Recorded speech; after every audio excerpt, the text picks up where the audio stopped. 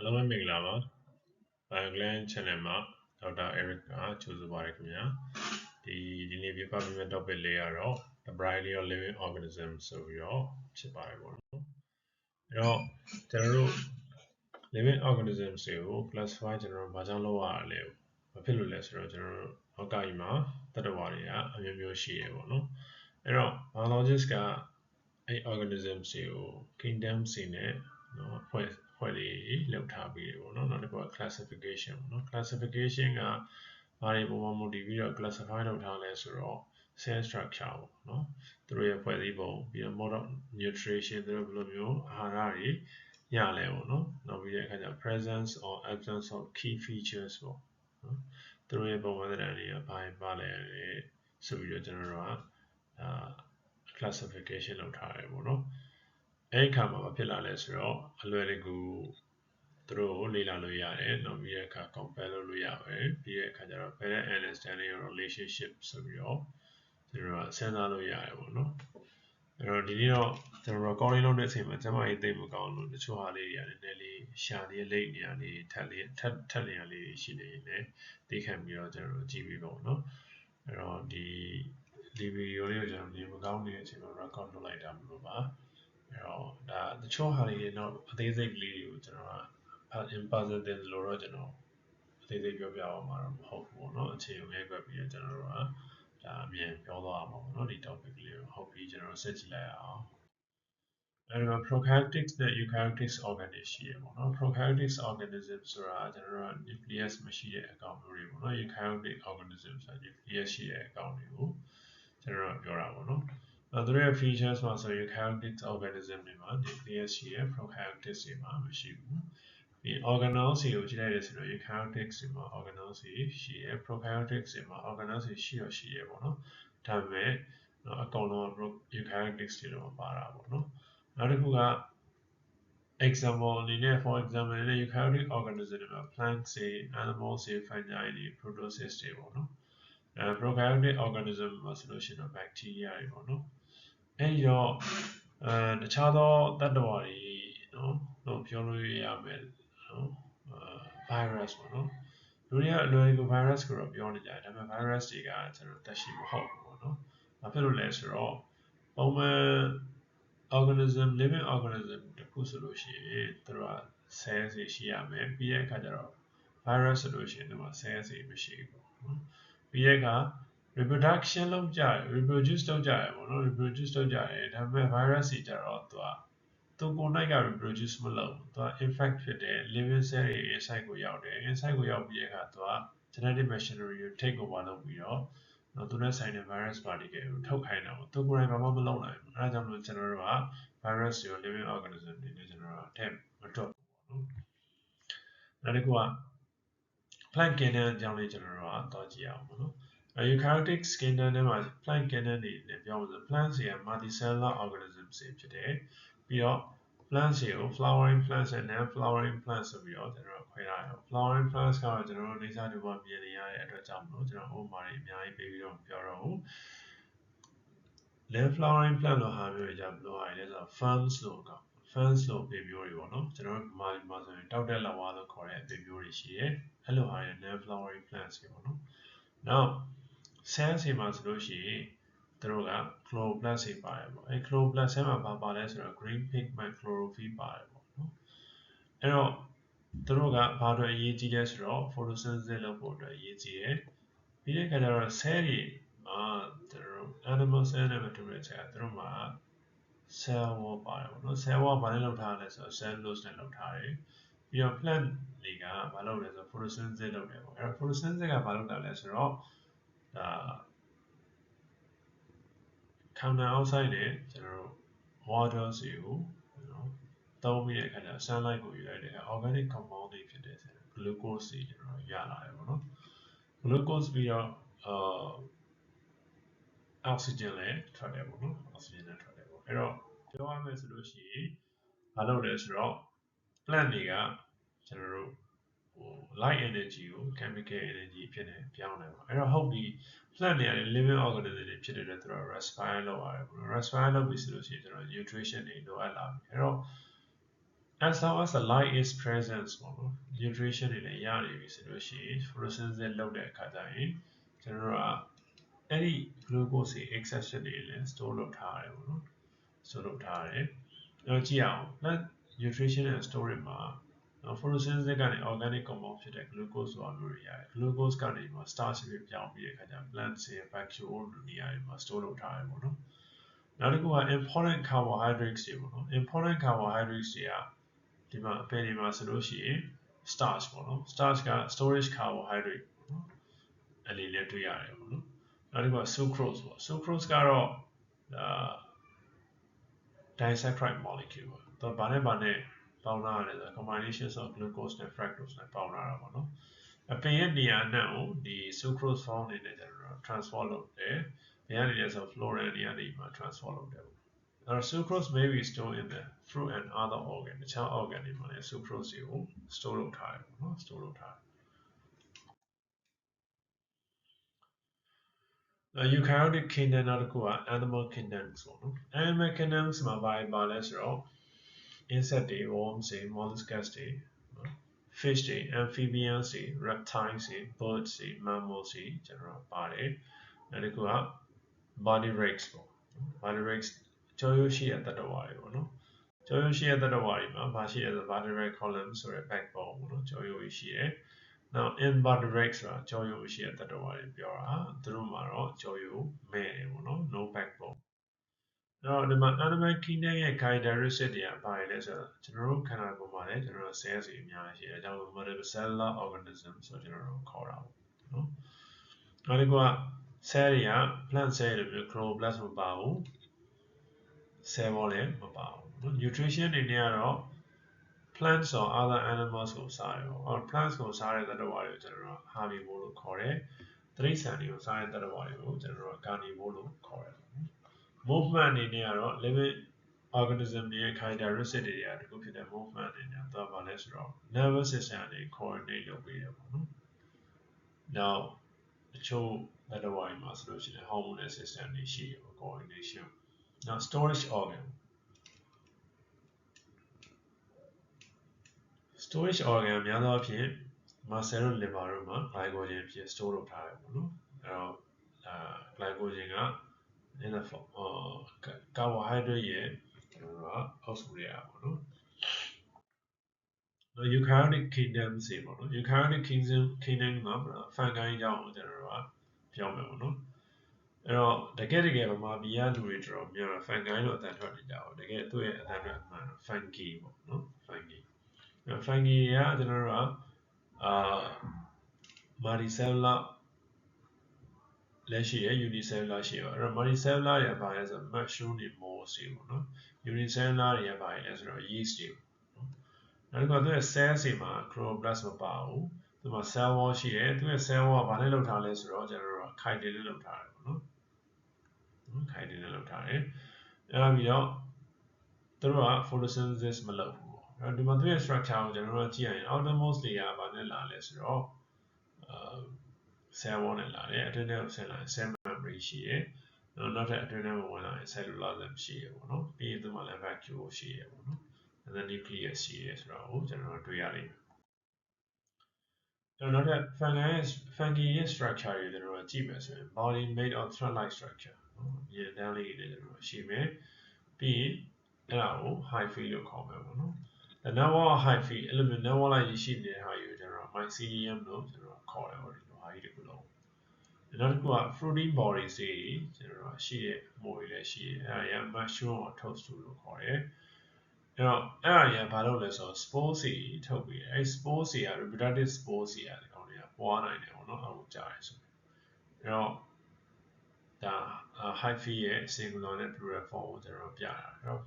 မိုးလေးတွေမှာကျွန်တော်ကြည့်လိုက်မယ်ဆိုလို့ရှိရင်အပြင်ဆုံးအလွှာက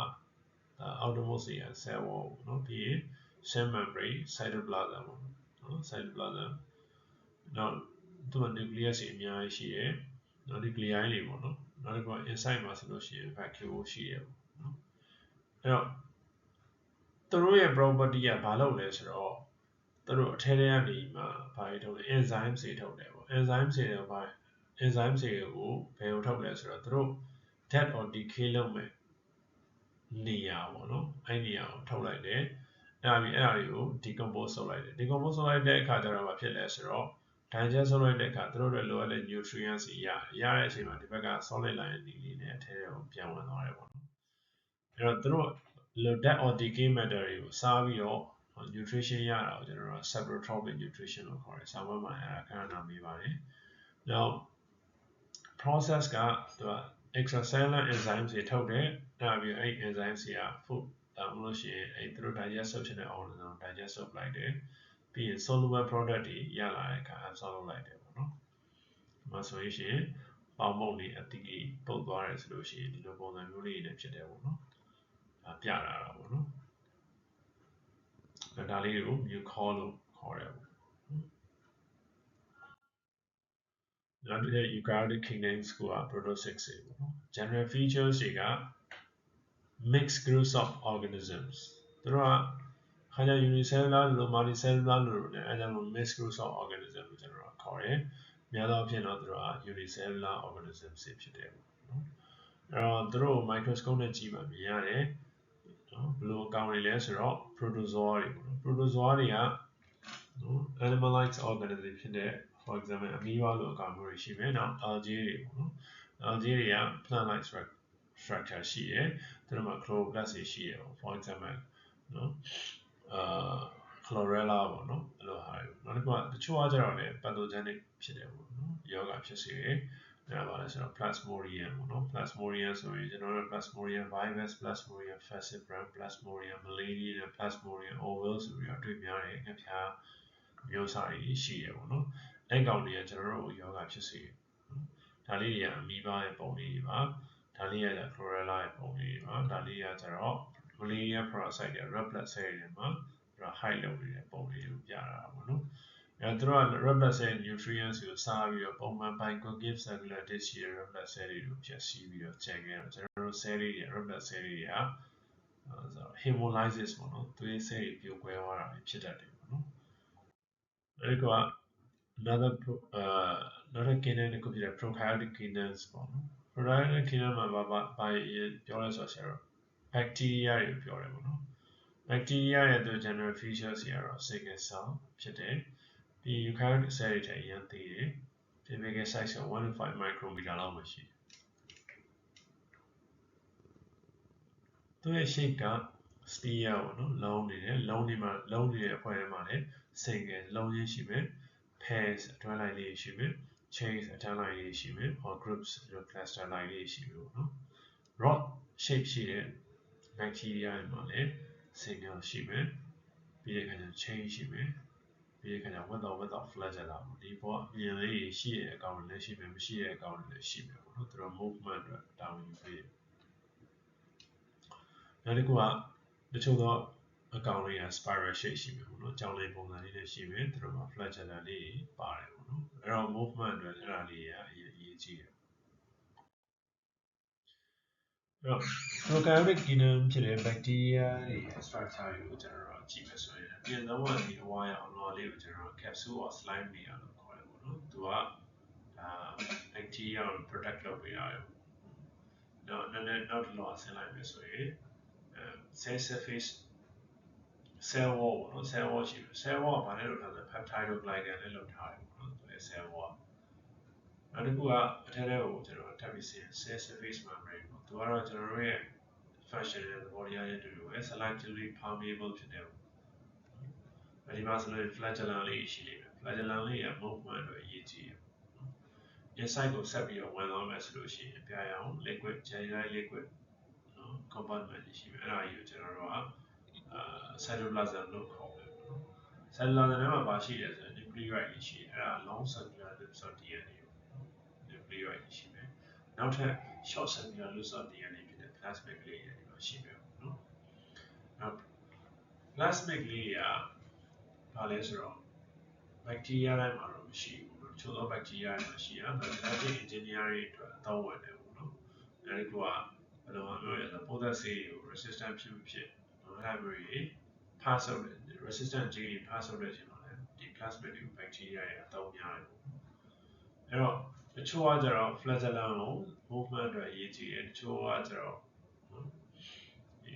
capsule တော့ပြောပြရအောင် slime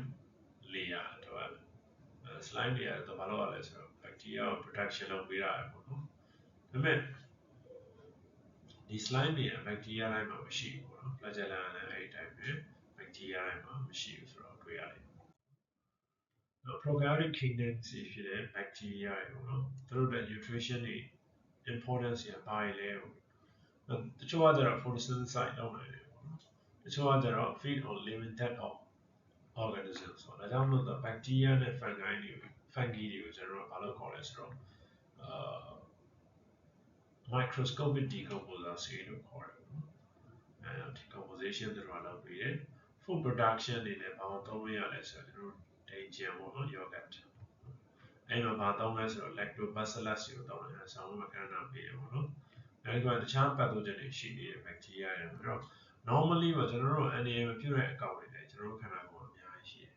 အဲ့တော့ကျွန်တော်တို့ယောဂတွေကိုဖြစ်စေရဆိုလို့ရှိရင်ကျွန်တော်ဘာလို့ခေါ်လဲဆိုတော့ pathogen လို့ခေါ်တယ်အဲ့တော့ pathogen ဒီ disease causing microorganism for example ဆိုပြီးတော့ကျွန်တော်တို့ bacteria virus လို့မျိုးပြောပြရအောင်ပေါ့နော်ဆောင်းမှာပေးလိုက်အဲ့ဒီမှာဆိုလို့ရှိရင် pneumococcus ပေါ့နော် pneumococcus infection ဘာဖြစ်စေလဲဆိုတော့ pneumonia ဆိုတဲ့ယောဂကိုဖြစ်စေတယ်အဲ့ဒီမှာဆိုလို့ရှိရင် lactobacillus ရဲ့ပုံလေးကိုတွေ့ရလိမ့်မယ်ဒါလေးဆိုလို့ရှိရင် pneumococcus ရဲ့ပုံလေးကိုတွေ့ရလိမ့်မယ်ပေါ့နော် pneumonia ဖြစ်စေတယ် viruses က borderline case ဆိုတာဘာလဲတော့သူများတွေက grade ညင်းပေါ်နေကြနော် liminal non liminal ဆိုတာပေါ့ဘာကြောင့်လို့လဲဆိုတော့သူရဲ့ structure ကိုကြည့်ပြီးတော့ကျွန်တော်ပြောကြည့်အောင်သူရဲ့ features တွေက cell ပုံစံရှိမနေဘူးနော်ပြီးရင် bacteria တွေလည်းအရင်သိငယ်တချို့ဆို bacteriophage ပေါ့နော် bacteriophage ဆိုတာ bacteria တွေတော့ infected လုပ်နေတဲ့ cell တွေရှိတယ်ပေါ့နော် bacteria virus တွေရှိတယ်ပေါ့နော် size ကအရင်သေးတယ်ပေါ့နော် 0.01 to 0.1 micrometer ရှိတယ် size ကအရင်သေးတယ်သူရဲ့ structure ပေါ့နော် structure အတွင်းမှာ genetic materials ပါတယ်အဲ့ဒီပုံမှာ protein code ပါတယ်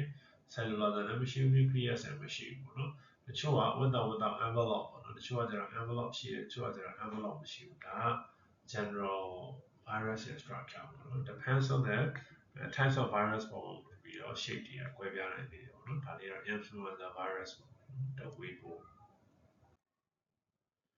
life process of virus life process of virus က virus တွေက respond လုပ် feed လည်းမလုပ် grow လည်းမလုပ် excrete လည်းမလုပ် stabilize လည်း respond မလုပ်နော်ကျွန်တော်တို့အပေါ် slide တွေမှာပြောခဲ့သလိုပဲ host cell အတွင်းထဲမှာပဲသူက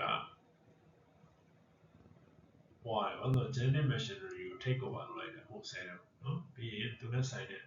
virus particle တွေသူရဲ့ genetic material ပါတယ်ဒါ virus particle တွေထုတ်ခိုင်းတာပေါ့နော်အဲ့ခါကျတော့သူကိုယ်တိုင်ဘာမှတော့မလုပ်နိုင်ဘူး therefore not considered as living organisms ကျွန်တော်တို့သက်ရှိနေပြီးစားပါအောင်ဒါလေးကဘာပုံလေးလဲဆိုတော့ဒါ tuberculosis virus ပေါ့နော်အဲ့တော့သူရဲ့ features တွေသူရဲ့ structure လေးတွေပေါ့နော် structure လေးထဲမှာ genetic materials ပါမယ် protein code ပါမယ်ပေါ့နော်ဒီဒါလေးတွေကပိုးစားခံရတဲ့ဆေးရွက်ကြီးပဲလေးကိုပြတာပေါ့နော်အဲ့တော့ viral reduction and diseases virus ကခန္ဓာကိုယ်ထဲကိုဘယ်လိုဝင်လာလဲဆိုတာကိုခုနပြောသလိုပဲ host cell တွေကိုရောက်လာတယ် genetic machinery ကို take over လိုက်တယ်ပြီးတော့ host cell တွေbulk ဖြစ်သွားပြီး release a virus particle တွေပေါ့နော်အဲ့ particle တွေမှာသူတို့ရဲ့ virus ရဲ့ genetic materials တွေပါတယ်ပေါ့အဲ့ဒါတွေနောက်ထပ် cell တစ်ခုကို infect လုပ်မယ် take over လုပ်မယ်အဲ့ဒီလည်းပဲခန္ဓာကိုယ်နဲ့ကူးစက်သွားတာပေါ့ viral diseases တွေကဘာတွေလဲဆိုတော့ influenza virus ရာသီတုပ်ကွေးကို measles ပေါ့နော်ဝက်သက်ရောဂါ mumps အချိတ်ရောင်ရောဂါ polio ကြောတိရောဂါပေါ့နော် HIV AIDS ကတော့လည်းတည်တယ် tuberculosis virus ပေါ့နော်အဲ့ဒါတော့ပေတွေမှာကြားတဲ့ပိုးတွေပေါ့နော် virus တွေက bacteria တွေပေါ့ကျွန်တော်တို့ကူးစက်နိုင်တယ်လို့ကျွန်တော်ပြောတယ်ပေါ့နော်ဘာကြောင့်လို့လဲဆိုတော့ဒီမှာမြင်ရပါမယ် virus ရဲ့ size ကအရင်သေးလို့နဲ့ bacteria တွေကိုကူးစက်နိုင်တယ်လူတွေကိုလည်းတိရစ္ဆာန်တွေကိုလည်းကူးစက်နိုင်တာကိုတော့တွေ့ရတယ်ပေတွေရောပေါ့နော်Someone main and pathogen definition the organism that causes disease for example bacteria virus produces and fungi ဆိုပြီးတော့ဖြည့်ပြရပါမယ်အဲ့ဒါလေးရဲ့နံပါတ်10လာရတယ်ပေါ့နော်ယောဂဖြစ်ပေါ်စေတော့အကောင်ပေါ့နော် patho ဆိုတာကျွန်တော်ယောဂကိုခေါ်တာပါ jin ဆိုတာ calling something ပေါ့နော်အဲ့တော့ pathogen ဆို disease causing microorganisms ကိုခေါ်တာဖြစ်ပါတယ်ပေါ့နော်အဲ့တော့အချုပ်အနေနဲ့ကျွန်တော်ပြောရမယ်ဆိုလို့ရှိရင် groups တွေက plant cellular fungi protozoates bacteria and virus ဆိုပြီးရှိတယ် plants က eukaryotes မျိုးစားတွေဖြစ်တယ် animals က eukaryotes တွေ fungi တွေရတယ် eukaryotes တွေ protozoates က eukaryotes တွေဖြစ်တယ်နောက် plant ရဲ့ nutrition photosynthesis ကနေရတယ် animals ရဲ့ heterotrophic ပေါ့နော်ဒါအဆုံးစားတာအဲ့တော့ပြီးရင်fungi ရကြတော့ saprotrophic ကို death or decay methods တွေစားတယ်ပေါ့နော်နော် protozoates တွေကတော့ mix ပေါ့သူတို့ nutrition bacteria တွေလည်း mix ပေါ့နော်နောက်ပြီးတဲ့အခါကျတော့ဒီမှာ example လေးတစ်ခုချင်းစီတော့ကျွန်တော်တို့ပေးထားတယ်အဲ့ဒါကျွန်တော်အသေးသေးမပြောတော့ပါဘူး virus နဲ့ bacteria တွေကိုကြည့်အောင် bacteria တွေက prokaryotes တွေပေါ့နော် nutrition mix lactobacillus example ပေးရတယ် virus တွေက non-cellular သူတို့ကိုယ်တိုင်မှာ structure မရှိဘူးကပ်ပါးကောင်တွေပေါ့နော်ကျွန်တော်တို့ဒီမှာကက်ရက်ပြီးမှကျွန်တော်တို့ပွားလို့နေလို့ရတယ်ပေါ့နော် for example HIV ဆိုတဲ့ဟာပေါ့နော်အဲ့တော့ဒါလေးကကျွန်တော်တို့လောက်ပါပဲတကယ်လို့နော်ဒီလိုမျိုး lecture လေးထပ်ပြီးတော့နောက်ထပ်နေသေးရဆိုလို့ရှိရင်တော့ Bioclinic channel ကို subscribe လုပ်ပေးခဲ့ပါလို့ကျေးဇူးတင်ပါတယ်ဒီနေ့တော့လောက်ပါပဲ